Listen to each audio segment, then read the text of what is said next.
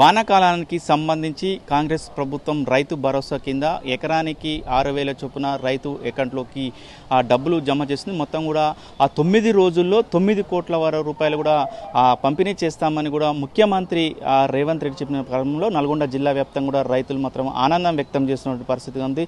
చాలా వరకు రైతన్నలు సంతోషంలో ఉన్నటువంటి పరిస్థితి కనబడుతుంది. చాలామంది రైతులు ఉన్నారు. రైతులతో కూడా మనం మాట్లాడించే ప్రయత్నం చేద్దాం. సార్, ముఖ్యంగా కూడా కాంగ్రెస్ ప్రభుత్వం రైతు భరోసా కింద కూడా రాత్రి నుంచి కూడా రైతు ఆ డబ్బులు జమ అవుతున్న పరిస్థితి ఉంది. ఎట్లా ఫీల్ అవుతున్నారు సార్? చాలా సంతోషంగా ఉంది. కాంగ్రెస్ ప్రభుత్వం అంటేనే రైతు సంక్షేమ ప్రభుత్వం, ప్రజా సంక్షేమ ప్రభుత్వం. పేదోడిని ఏదైతే కూడు గుడ్డ నీరు అనేది ఉన్నదో ఆ నినాదాన్ని తీసుకొచ్చింది కాంగ్రెస్ పార్టీ. కాంగ్రెస్ పార్టీ రైతుల కోసం, పేద బడుగు బలహీన వర్గాల కోసం, సంక్షేమం కోసం చేస్తుంది. అందులో భాగంగా ఏంటంటే రైతు భరోసా సంబంధించి 9,000 కోట్లు 9 రోజుల్లో వేస్తామని చెప్పేసి సీఎం రేవంత్ రెడ్డి గారు ప్రకటించడం చాలా ఆనందదాయకం. దాంతోపాటు ఏంటంటే రాత్రి నుంచి కూడా టకీమంటూ 2 లక్షల రూపాయలు 2 ఎకరాలు ఉన్నటువంటి రైతులకి అందరికీ కూడా డబ్బులు జమ అవుతున్నాయి. మరొక 8 రోజులలో కూడా మిగతా మొత్తం కూడా అవుతాయి. సుమారుగా తెలంగాణ రాష్ట్రంలో 7 లక్షల పైచిలకు రైతులకు కూడా ఈ రైతు భరోసా లబ్ధి చేకూరుతుందని చెప్పేసి ఈ సందర్భంగా తెలియజేస్తున్నాం. కాంగ్రెస్ పార్టీ ఎప్పుడైనా కూడా చెప్పిందే చేస్తుంది, ఇచ్చిన మాట కట్టుబడి ఉంటుంది. మాట తప్పడం, మడమ తిప్పడం, కేసీఆర్ లాగా ఫామ్ హౌస్లో పడుకొని పూటకో మాట మాట్లాడే విధంగా అటువంటి పని అయితే ఎప్పుడు చేయదు. కాంగ్రెస్ ప్రభుత్వం ముమ్మాటికి రైతు ప్రభుత్వం, రైతు సంక్షేమం కోరే ప్రభుత్వము.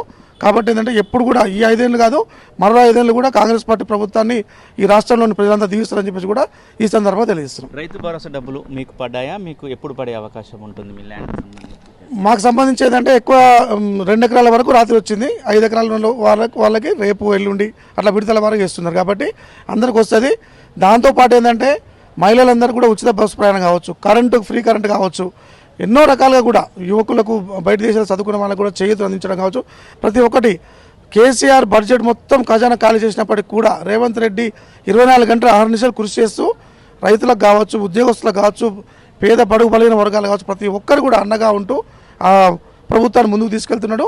మున్ముందు కూడా ఈ విధంగా వెళ్తూ రైతు సంక్షేమం కోసం, ఉద్యోగుల సంక్షేమం కోసం, కార్మిక కర్షక అందరి సంక్షేమం కోసం ఈ ప్రభుత్వం ఉంటుందని చెప్పి తెలియజేస్తున్నాం. చెప్పండి, పెట్టుబడి సాయం కూడా జమ అవుతున్న పరిస్థితి కనపడుతుంది. రైతుల ముఖాల్లో ఆనందం ఉన్నట్టు పరిస్థితి ఎట్లా ఉండదు సార్? రైతు సోదరులందరికీ నమస్కారం. ఈరోజు మా కాంగ్రెస్ ప్రభుత్వం ఇచ్చిన మాట ప్రకారం రైతులకు జమ చేసే డబ్బులు బ్యాంకులో వేస్తున్నది. ఎవరైతే 2 ఎకరాల వాళ్ళకి ఇప్పుడు మొదటి విడతగా ఇవ్వడం జరిగింది. ఇప్పుడు కాలం స్టార్ట్ అయింది కాబట్టి, వానాకాలం స్టార్ట్ అయిపోయింది. ఇప్పుడు రైతులు తమ యొక్క పంట పొలాలకు సేద్యం చేసుకునేందుకు ఎవరైతే సన్నద్ధమైనరో వాళ్లకు సంతోషదాయకమైంది.